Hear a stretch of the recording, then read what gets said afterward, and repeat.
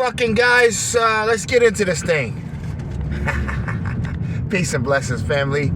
This is the one and the only, the voice and the choice, Ebony Republican. Put some respect on my name. Shout out to Blue Bloods Sports TV and others. Now, Blue wasn't trying to take no shots at me because he know I ain't got no weight to me anyway. I just got here. But he said, Blue Bloods, that he thought it was a rumor and it was kind of goofy to say that Errol Spence would relinquish the WBA and the IBF and just hold on to the WBC. Now, the WBC backed up my words, and they are making it look like that I wasn't wrong after all. Because the WBC has stepped up and said that we are the mandatory for Errol Spence. The WBC. Forget what you heard. Forget all that inner shit they talking about, asteriasis and all this other kind of shit. We knew from day one. That's why we put the video out with Earl and the WBC alone. Because this is where it's going to get tricky now. We're not fighting Boots. I'm sorry. We're not fighting Virgil Ortiz. We're not ducking these guys. We're going to fight one-time Keith Thurman. And there's a possibility that fight won't happen. But some negotiations got to be made. There was a couple other people I saw who said the same thing. Oh, this doesn't make any sense. Oh, it makes all the sense in the world. See, because y'all never looking at the different angles. Guys, make sure you email me at ebonyrepublicans@gmail. ebonyrepublicans@gmail. Talk about little tips, things you might have found, things you might have looked at. You know, you got some leads or something you want me to talk about specifically, go ahead and email me. Ebony Republicans, we'll get it out there. We got a new book we just released last year, available on Amazon. So make sure you check that out on Amazon. We got it on Audible. We got a nice deal on a partnership with Audible. You sign up with Audible. Great app, by the way. You are able to listen to the book, get the book, and even listen to other things. From music to audio books, plays, short stories, etc. It's just a great app to have. Also, we went ahead and got the Kindle going. A lot of people don't really do the listening, and they not really wanting to do the page thing. They don't got that much kind of time. You can take your phone with you everywhere you go, so people are comfortable with the Kindle version, and I totally can see that. So check that out. That'll be $2.99. And also, if that wasn't enough, we do have the paper printed copy for you available on Amazon, printed right here in Capel, Texas. So guys, please do me a favor, go ahead and check me out. Talking about some wonderful and great things in this book. Now, guys, there's a lot of things happening here. We're going to keep it short and brief. Mr. Errol the True Spence Jr. finds it very insulting that the WBA and the IBF, which they have not sent anything to us because ain't nothing happening. They know that. But everybody out here just talking about this and this and stereotypes, and they just acting like Keith Thurman is not even fucking important, which he has more stock for Errol Spence. He makes more money for Errol Spence. He has more skill, I believe, than both of those guys over there. And we're not just talking about, you know, switch hitting and all that kind of stuff. See, we get caught up in bells and whistles.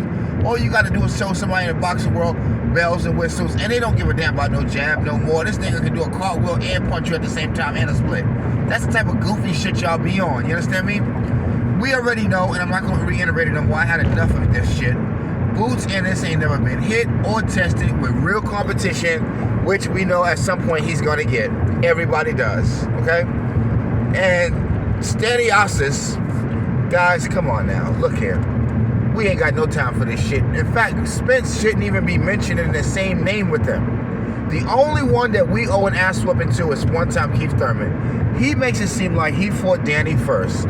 He fought Sean Porter first. He beat all of these guys, and here I go, coming in here, beating them after, and all this other kind of shit. Look, Spence don't want to fight this guy. First of all, Spence do not want to fight him. He don't want to fight these other guys either. But, you know what? I think Spence is getting tired of fucking Thurman's mouth. His side of the fucking story is bullshit. Oh, I lost that WBC, that's really my belt. And he petitioned hard for that hoe. Okay? He vacated it, or whatever the case may be, lost it, whatever. He didn't get beat for it, okay? And Sean Porter got the belt. Okay, fine. Listen, does he have an argument? Absolutely. Okay, I'm not a one-time Keith Thurman fan, but I will respect the order and things. I'm from the old school when it was laws in the street. Older niggas to slap you upside the head, they'll tell your sister to put some clothes on. There was some order, you understand? Niggas ain't gonna shoot your mama house, ain't gonna hurt your grandmother, things like that. You know, your babies and things out there. We had some respect. I'm from that order. And honestly, Keith Thurman deserves this shot more than anybody out there right now, including more than Terrence Crawford, hoe ass. One-time Keith Thurman got one blemish and one loss on his record to a fucking legend, okay? Who, I believe Keith Thurman will make an amazing fight and test Errol Spence unbelievably. Personally, I believe Errol, in terms of money and business, I think he makes more money with Keith Thurman than Terrence Crawford. Keith Thurman have a bigger following.